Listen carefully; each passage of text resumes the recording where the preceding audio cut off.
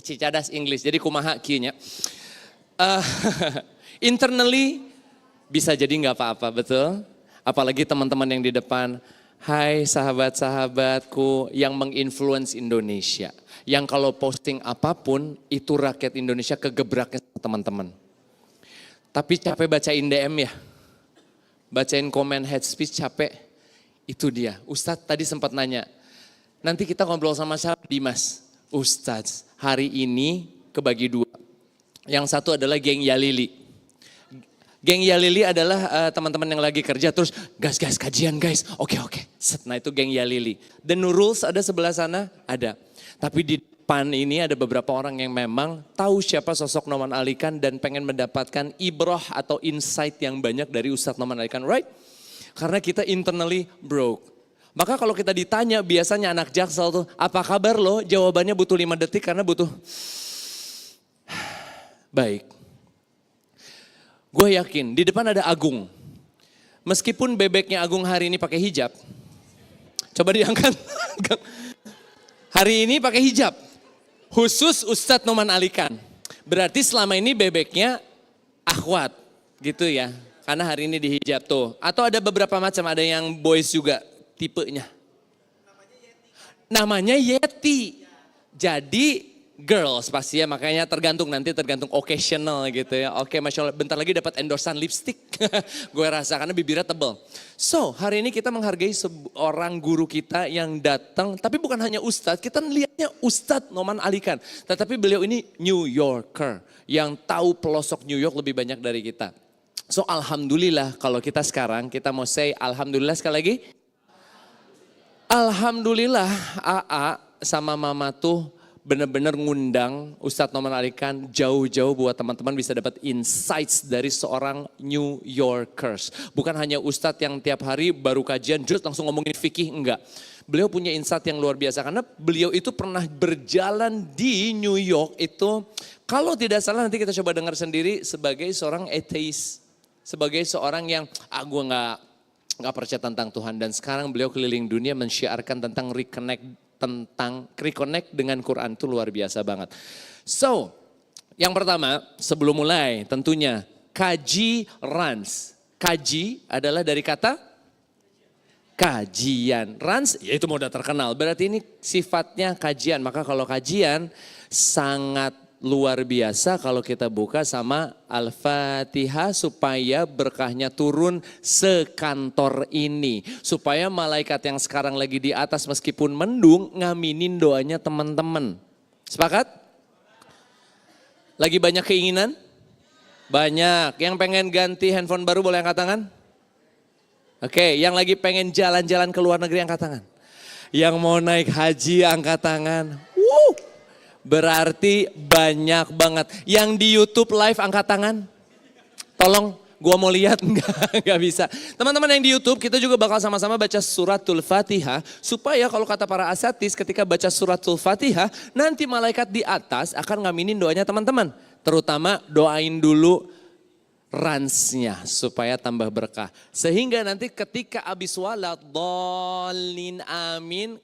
Aku akan kasih waktu 1 menit untuk teman-teman panjatkan doanya. Semua ya Maya, semua doa untuk rans, untuk teman-teman terutama untuk orang tua.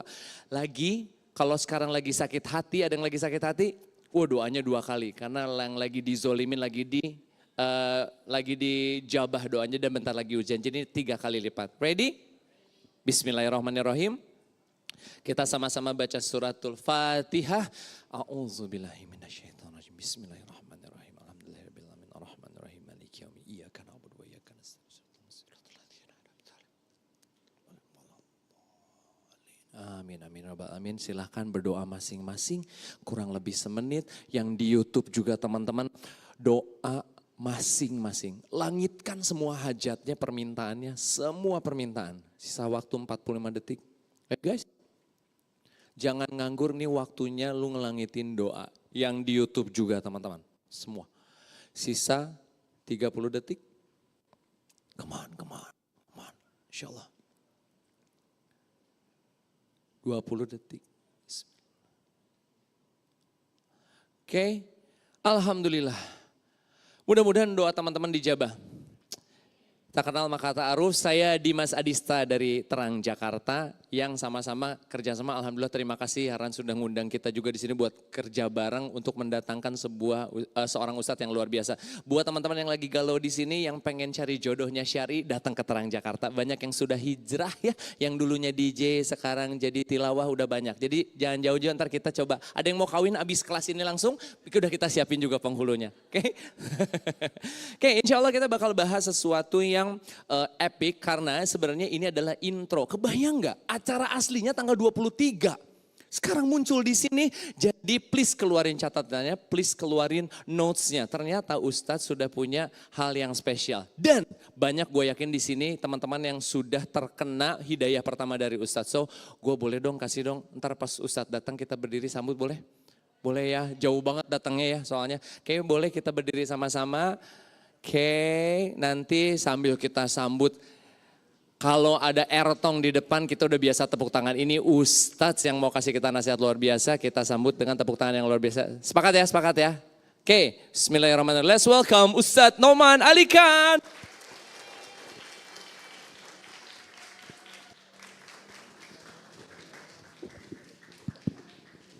Please sit.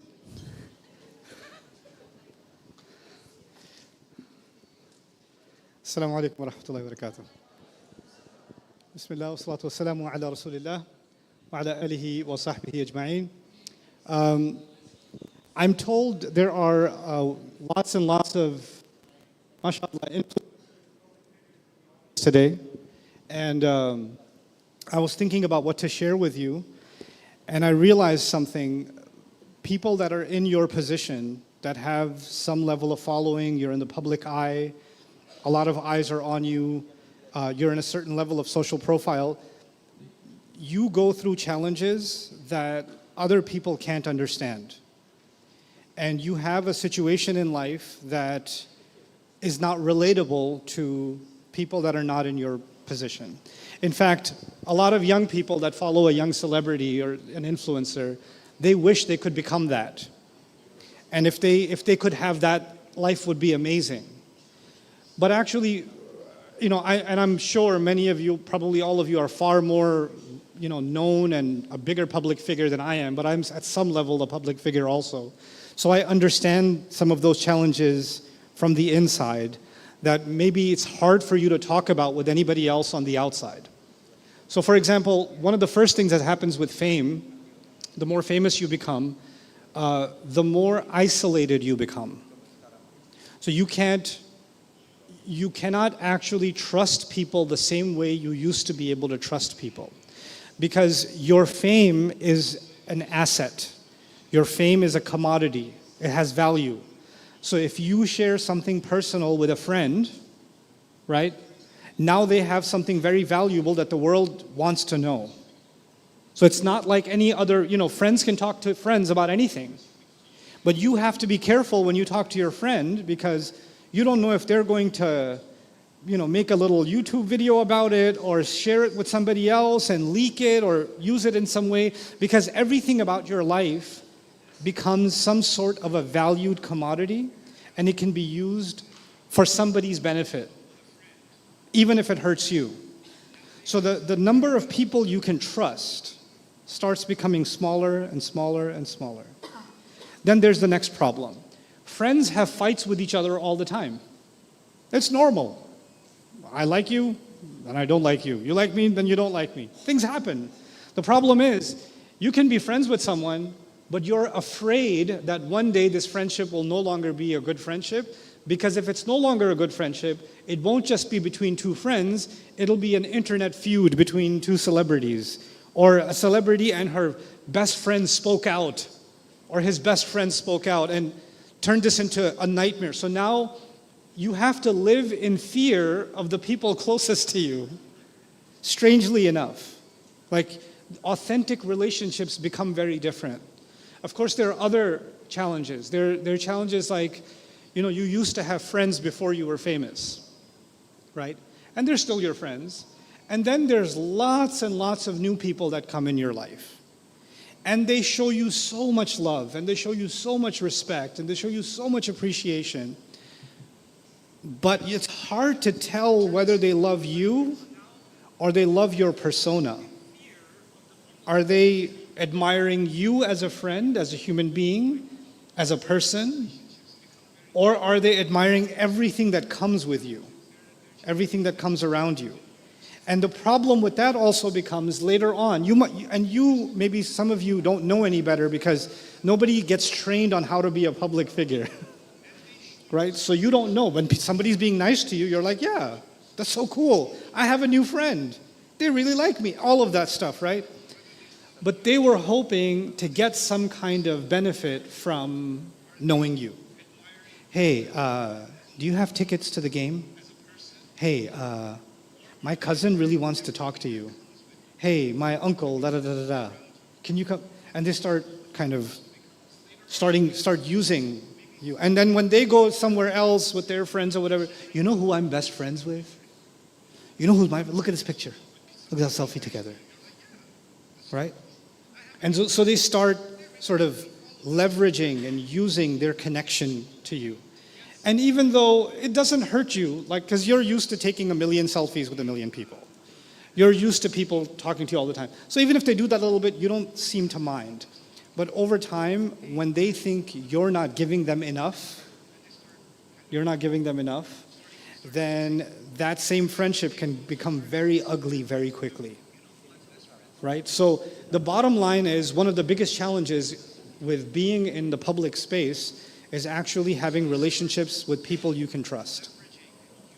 There's another challenge, and this is more uncomfortable. And that is that sometimes you're an influencer, you're a public figure, and you are friends with another public figure, right? You know what happens a lot of times? You're friends, but one of you has only 10 million followers, and the other one has 25 million followers. So the one with 10 million followers, I'm not saying it's you, sometimes they look at this friend, they're both friends, and they say, what's so special about you? Why do you have 25 million? They don't say it, but they think it. It goes on in their head a little bit. Why do you, what's the big deal? I don't even see what the point is. I do so much better this or that or the other, and they get all the attention. So what happens is, in this space, but this is not just celebrities, by the way, when two doctors are friends, they're looking at each other's cars. When two actors are friends, they're looking at which movie contract they got. When, two engineers, which one got the contract. When people are in the same space, then they cannot help but think competitively sometimes. So now you're friends, but you're also kind of competition, or you see each other as competition, or at least one of them sees the other as competition.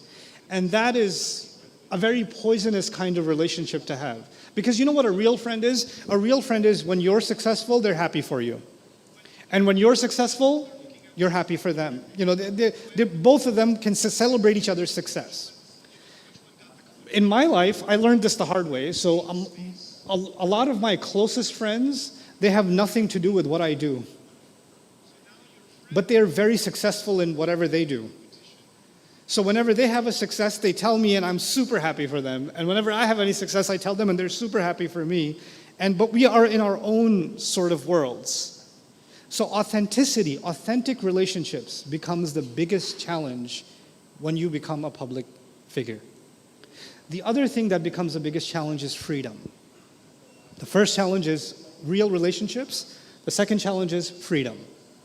Freedom means something is on your mind and you just want to express yourself. But before you express yourself, what is the algorithm going to say? What is my following going to say? What are my opponents going to say? What is what is everybody else saying about this? Am I going to get heat for saying this? So you're constantly calculating what you should say. And that's a kind of prison, isn't it? It's a kind of prison, because you're always thinking about, don't say this, don't look like this, don't post this, don't. Regular people, the rest of humanity, we can walk free, right? You can't just walk free. Because even if you say the most, in fact, even if you say the most innocent thing, if you just post something stupid, I'm hungry. If you just said that, somebody will have a comment, astaghfirullah, you people, da da da da da. Like, how can you talk about being hungry? You have fame, you have this, you have that. Let me show you hungry people. You people are so arrogant. Look, I just wanted a pizza. I didn't. So you realize everything you say is under a microscope and somebody will turn it into hate speech quickly. So you start building a bigger and bigger prison. And then you get people around you that reinforce that prison and say, no, don't say that. No, don't say this. What are you doing? No, delete that. Repost, you know.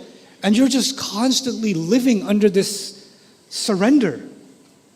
In fact, it's so crazy, you can't even be seen with some people. Why are you going to this invitation? Why are you shaking hands with this person? Why are you having dinner with this person? Why are you talking with this person? Don't you know they're this? It's all the heat is going to come on you. Stay away from this one, stay away from that one, stay away from that one. Everybody in the world thinks you have it made. You have success like nobody else has. And you realize day after day what kind of prison you're living in. What kind of ugliness that the world doesn't see, but it's all inside. And it's hard to talk to somebody about because, again, authentic relationships. You can only talk about difficult things with people that you have authentic relationships with, right? And those become harder and harder. And finally, this is the last challenge I want to just let you know that I know. I just want you to know that I know. Is that when you gain a following, then the people who followed you, they have an expectation from you. Because you did certain kinds of things to get that following, right? So there's an interest in what you do, and the interest brought your audience to you, the common interest.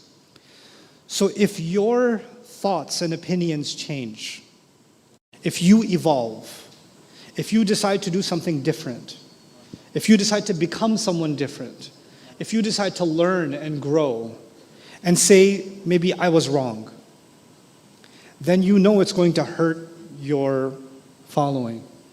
So you have to develop split personality, a personality that exists to feed the following, and a personality that is for yourself.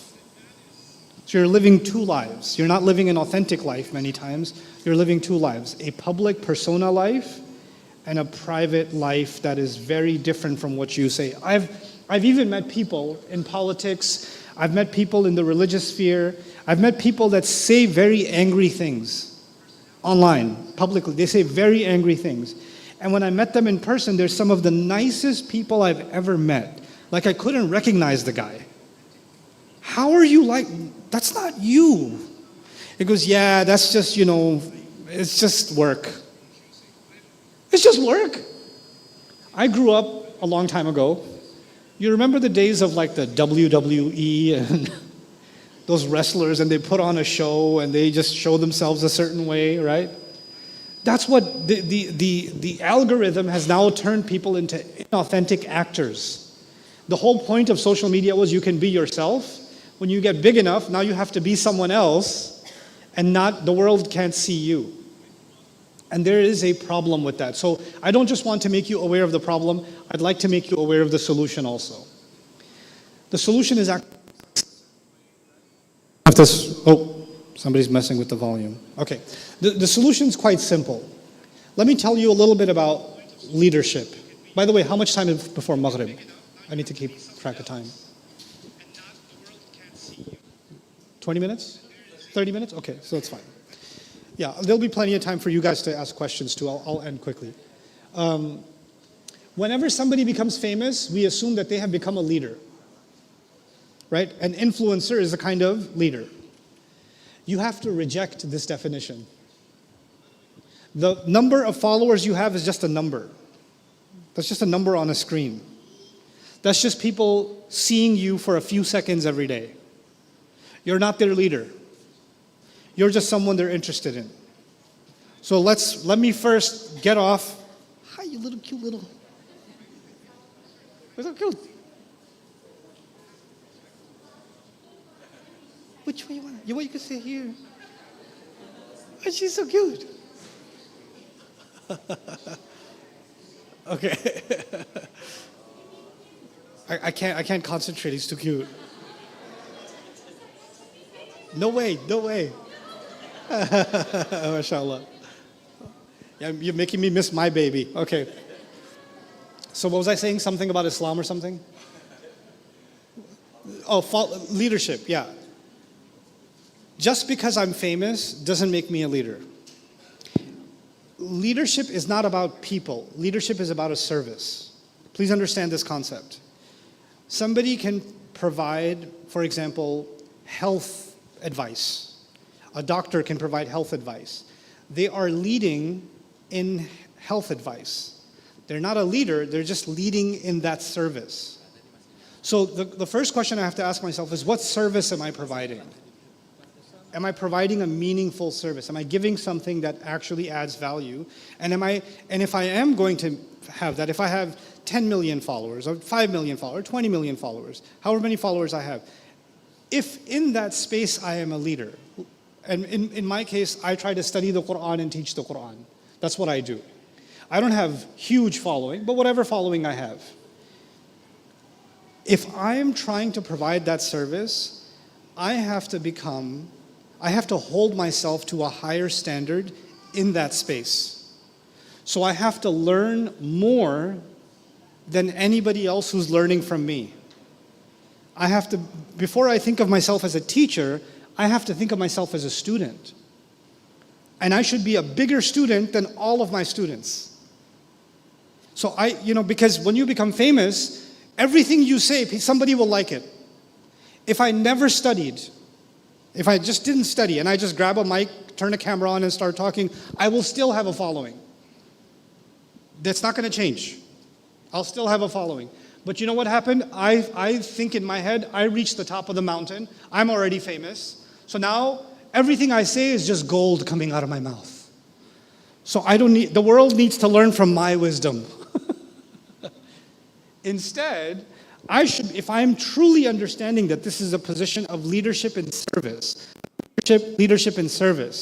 then I need to do better for myself. I need to be a better student. I need to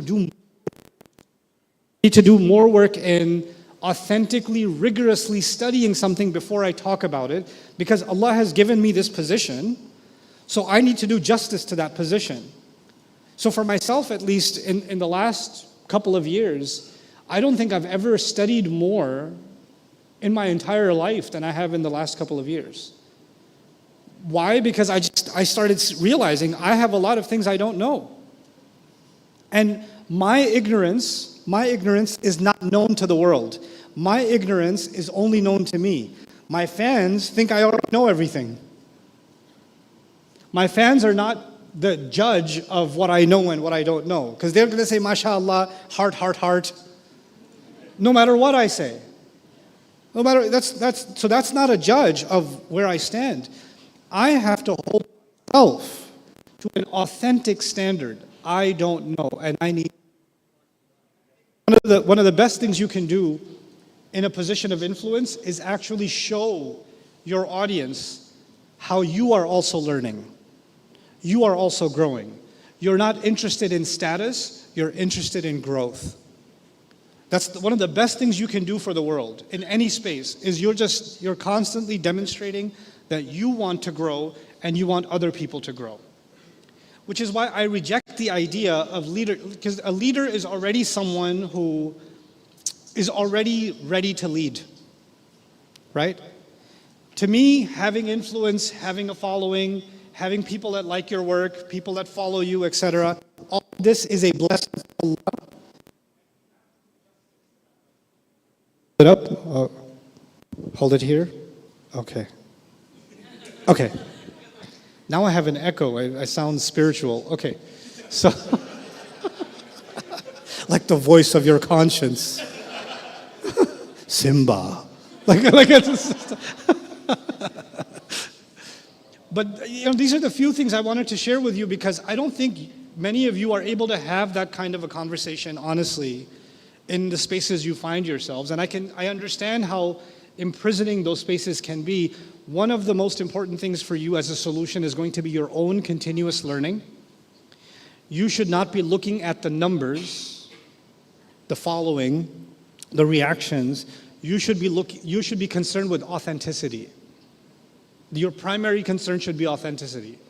What I'm saying, am I deeply rooted? Am I deeply aware? Have I learned about what I'm saying? And the way you can gauge that for myself, when I study the Quran and I study some tafsir and I have an opinion about an ayah, I will go talk to multiple scholars who have a different opinion and debate and discuss and talk.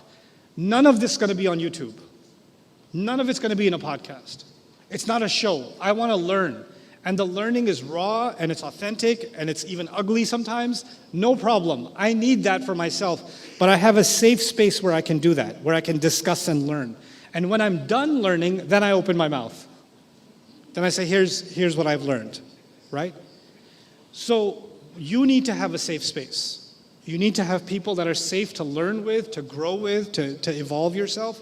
The biggest investment you will make will not be in your marketing team. It will not be in your production team. It will not be in your PR or the celebrity endorsement or whatever. That's not the biggest investment. The biggest investment is your own growth, is your own education, your own learning. Identify something to learn and go all in. Go all in and grow yourself. Of course, when I talked about authentic relationships, make authentic relationships with people who are not impressed with your fame.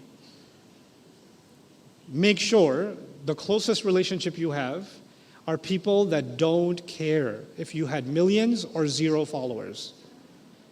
Those are the most authentic people in your life. And I'm not saying it has to be your mother, because your mother will never be impressed with you unless you're not there, right? Your mother will say, look at you, you're getting fat, you're getting ugly, you're getting this, you're getting that. And when you're not there, I'm so proud of my son. Like that's not what I mean. I mean an authentic friend. When you do something good, they can say it's good. When you do something bad, they can say it's bad. That's the kind of relationships, 1 or 2. You don't need a lot of followers. You can have millions of followers, you might have 2 friends. That's okay. 2 is enough. 1 is enough sometimes. Every Musa needs a Harun, right? That's what this is. So if you can focus on these 2 things, I think you'll have a healthy career ahead of you and support system ahead of you, inshallah. And then finally, I'll just say, just be authentic. And be authentic means if you have nothing to say, then don't say anything. Everybody's talking about it. Yeah, I don't want to. I don't have anything to add. Why aren't you talking about it? Because I don't have anything new to say. Nothing I say will add to the conversation that already exists. I have nothing meaningful to contribute. I should open my mouth when I have something beneficial to offer. If I don't, I won't say anything. And I don't have to talk about everything. I don't have to be flavor of the month. Like if I'm teaching Quran, I don't have to make, because Halloween season, Quran and Halloween. Quran and the Christmas tree. Why? New Year in Islam. Why? Why is the algorithm becoming my God? Why is that dictating what I do? Be authentic. Be authentic. And there's an old saying in Arabic. It's true in Islam also, even though it's not a hadith. ما يخرج من القلب يصل إلى القلوب. What comes from the heart reaches hearts. When you're authentic, it goes. It reaches. One of the craziest things I learned over the years on social media, something it's now there are influencers talking about these things, but it's something we knew in Islam already. People become famous, they invest in proper lighting, proper camera, proper mic, proper studio, proper background, all of that editing, post-production, all this stuff, right? They produce quality 4K, like if there was a mosquito that flew behind you, you could see the wings, all of it, right?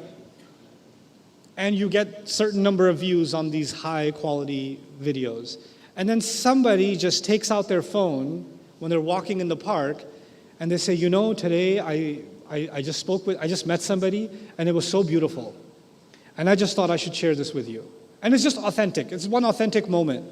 And that one low resolution, 3G live stream with pixels has millions of views, and your 4K quality production has 2,000 views. Why? Why? Because that was a few seconds of authentic.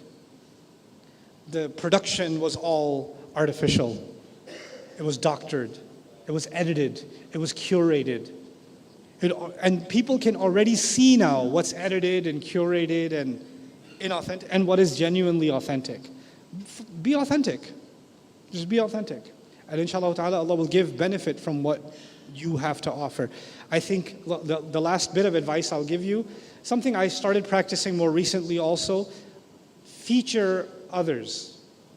Feature others. Like if I find a scholar who is doing amazing work, but they are a terrible public speaker. Their work is here, their public speaking skills are here. So I know they will never have a following, but their work is so valuable. What I'll do is I'll interview them. And I know the moment they start getting boring, I will spice up the conversation to highlight what this man has to say or what this woman has to say, because the world should know what this person is doing. You find people that are doing amazing things, don't be afraid to highlight them. Don't be afraid to feature them. Don't be afraid to create that kind of cooperation. This person has written a book, it's truly amazing. And there doesn't have to be a deal. It doesn't have to be, oh, what am I going to get out of it? Am I going to get a commission from the book sales? Am I going to get an endorsement? No. It's just because authentically I see they're doing something good. I just want people to know. That's it. That's all. This intention this is ad-dinu an-nasiha, the hadith of the Prophet ﷺ. The entire religion is good advice. If you know somebody has good advice to offer and you can amplify that good advice, let them have the stage. Share your platform. Let them have that stage. Let them have that time. If you know someone that you can learn from, even learn from them on camera. Humble yourself. It's authentic. You're learning. You're sitting there learning, I was taking a course, I'll end with this. I was taking a course in Istanbul the last summer. And it was a pretty intense course. It was 6 hours a day, 5 days a week, for a month. And it was a big exam at the end of every week. And I had 2 teachers, amazing teachers, both of them, absolutely amazing teachers. And I learned so much from both of them. And I wanted to kind of feature them and just talk to them, do a podcast, something. And both of them said, no, we don't want it. We don't want any, we just want to teach. Allah reward them. They didn't want any, and I just wanted the world to know about them. They're like, we don't need that. We don't need it, right? So you meet the most amazing people and you realize they don't see value the way that others might see value. They have a different definition of value. And so I as much as Allah has given you, to me at some level, you a huge platform, I have to remember, number one, I don't deserve it. I'm not worthy of it, no matter what I think. No matter how other people think I'm great, I know who I really am. I know I don't deserve it. But still Allah gave it to me, even though I don't deserve it. So Allah has a reason. But the reason is not that I deserve it. So the reason must be, Allah sees that I can be hardworking enough to do something good with it. He sees that. Allah gave me this platform, Allah gave me these followers, I didn't get the following, Allah gave it. Now that Allah gave it, I have to do justice to it. This is what Allah wants from me. I have to do right by this gift that Allah has given me. Just like when you get wealth, you have to do right by your wealth. You have to give the zakat. You have to provide for the miskin. You have to take care of your family. If Allah has given you, you have to take responsibility. If Allah has given you strength, you have to use it in the right way. If Allah has given you power, you have to use it in the right way. The same way, if Allah has given you fame, it's the same as any other ni'mah. You have to use it in the right way. Don't let people tell you, oh, fame is a fitna.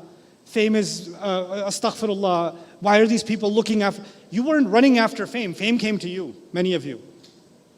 But people think, oh, you're just running after fame. Don't worry about what people say. The conversation shouldn't be between you and people and their comments. That's just noise.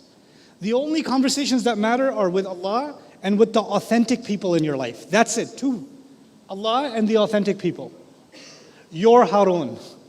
That's it. Everything else is noise. All the praise is noise and all the criticism is noise. The only praise and criticism that matters is the people in your inside circle or your mentors and your teachers. That's it. Those are the only praise and criticism that matter.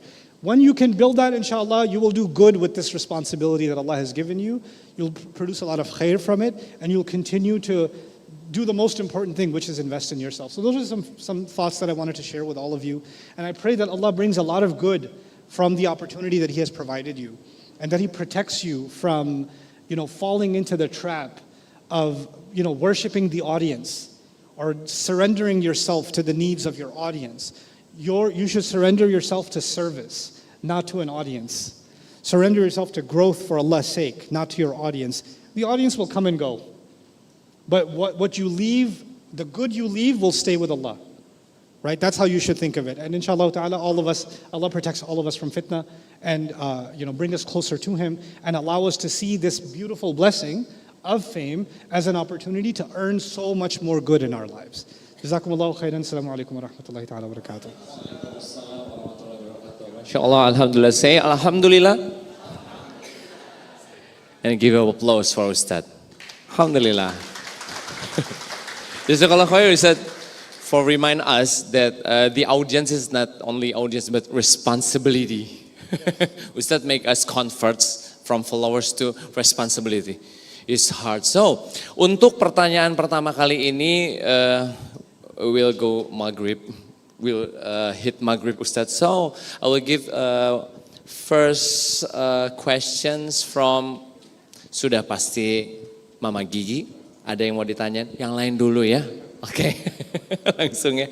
Teman-teman, ada yang mau ditanya langsung sama Ustadz? Kakak-kakak, mumpung ini intimate version of Ustadz.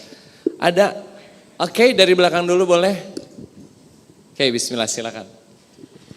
Assalamualaikum warahmatullahi wabarakatuh. Ustadz Nouman Ali, I want to ask you about, you talk much about fame. And with fame, sometimes we don't know how authentic we can be in front of people because sometimes we want to hide our vulnerabilities. Sometimes people don't want to see our vulnerabilities, and that's quite hard.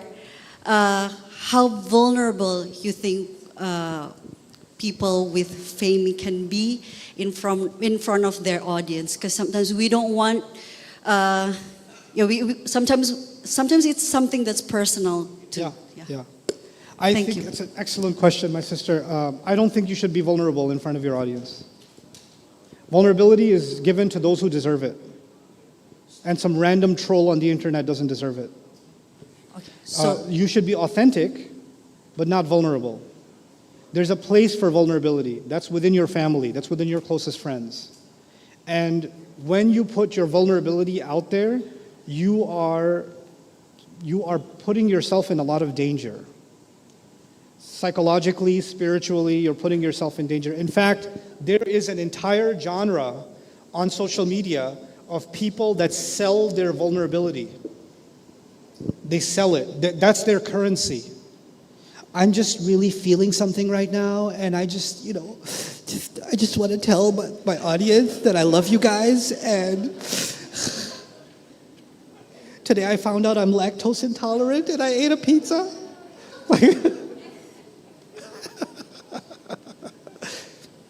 And then there's the Islamic fake vulnerability too. Guys, I'm making so much dua right now. That's not how you make dua. You don't hit record on a camera and then make dua. You turn to Allah and make dua. Right? So, excellent question. Vulnerability is not for the internet. It's not for the internet. You agree? thank you so much, Ustadz. Thank you. You're welcome, my dear. MashaAllah, thank you. Big applause. Vulnerability is not for the internet. Okay. So cut off the curhat session ya. We call it curhat. Curhat is vulnerable. Yes. Okay. Next question maybe. Boleh? Mr. Agung. Hello, Ustadz. My name is Agung. Yeah. Well, sometime in our social media account, we want to inspire our followers or maybe inspire each other by posting something religious like maybe praying or else. Even though our intention is to inspire each other, but we don't want trapped as ria or ria. Yeah, yeah, Bahasa ria teh apa sombong teh? Ya, ria. Ngerti ya? Oh ya, orang Arab. Iya Ustadz, iya Arab. Iya, ria. We don't want it becomes ria. Is there any lines between inspiring others or become ria in posting something religious or some kind of pray as a social media content? Okay, so it's a great question. I don't think I've ever posted myself praying. But I'll tell you, there are some acts in Islam that are not meant to inspire others intentionally. If you are praying in a corner somewhere, or you're praying on the street because it's time, somebody might see you praying and they might start praying because they saw you praying. But that wasn't intentional, right? Acts of ibadah are exclusively for one purpose, you and God. Acts of ibadah have nothing to do with inspiring anyone else. Nothing. You shouldn't inspire someone after going to Umrah and live feeding your tawaf. You shouldn't. You shouldn't sit on your musalla after the prayer and take a picture of your sajada and post, just finished making maghrib, hope you guys make maghrib too. You shouldn't. My genuine advice to you is acts of ibadah are intimate things between you and Allah. They are not for the world. Now, when it comes to inspiring, you could say, I read this beautiful hadith about the prayer, and I thought you guys should read it too. I read this beautiful ayah, or I read this beautiful reflection, and I thought you should share it too. Our religion has already given us, what do you give to others to inspire them, and what do you keep to yourself? The religion already taught us that. We don't have to reinvent it. We have to observe it. So, fasting, do we tell people we're fasting or we fast? What do you think? We fast. It's between us and Allah. That's it. When we're making dua, is that between us and Allah or should we make that public? That's just between us and Allah. You know, nowadays it's gone so crazy, people are going to the influencer, hey, how come you're not making dua for Gaza? How come you didn't make dua for Palestine? Wait, so if you don't post a dua on Instagram and you didn't make a dua live on TikTok, that means you didn't make dua. Now the dua doesn't go to Allah. It goes from you to Instagram, then to Allah. You, TikTok, then to Allah. It doesn't go straight to Allah. Because if a tree falls in the middle of the forest and nobody saw it, did it even fall? Right? If you made dua and it wasn't on TikTok, did you even make dua? Isn't this insane? You have to understand, we have to use our influence for the right reasons, and we have to understand when is it that this is taking the wrong turn.